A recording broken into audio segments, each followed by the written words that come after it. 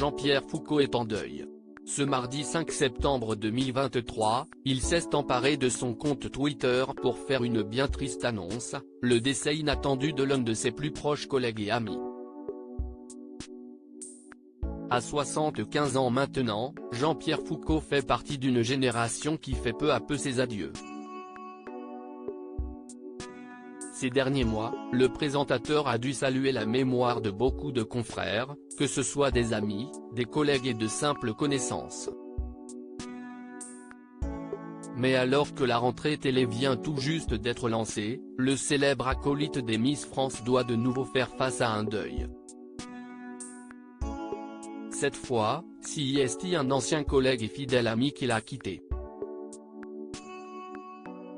Jean-Pierre Foucault est en deuil.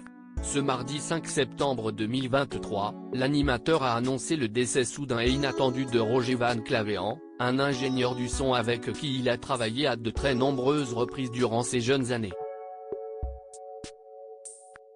Mais aujourd'hui, c'est surtout un ami de longue date qu'il pleure à chaudes larmes. Mon complice preneur de son, Roger Van Clavéant, du temps de RMC Radio Monte-Carlo nous a quittés ce matin. Je lui dois mes plus belles heures de direct sur la moto émettrice dans toute la France. Qu'il repose en paix, s'est exprimé le présentateur avec beaucoup de tristesse. En photo, on peut voir Jean-Pierre Foucault et Roger Van Clavéant marcher d'un pas décidé sur ce qui semble être une longue route déserte. Tous les deux regardent l'objectif en souriant franchement, visiblement très heureux d'être ensemble, en cet endroit.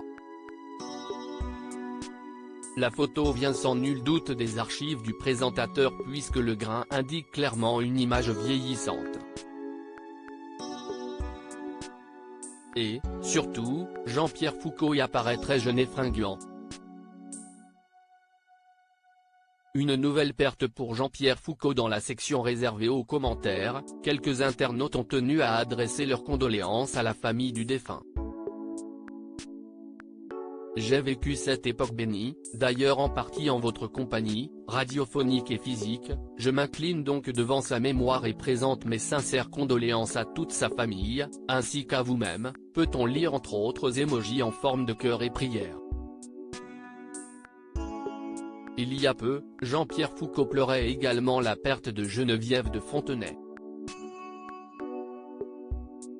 Elle avait son petit caractère, Geneviève, et il est de notoriété publique qu'elle et moi, on se fritait de temps en temps parce qu'elle n'était pas d'accord sur certains points, sur certaines évolutions.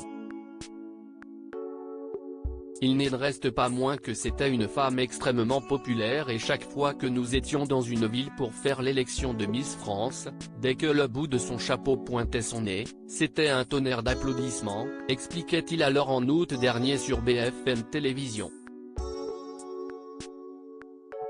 Toutes nos condoléances.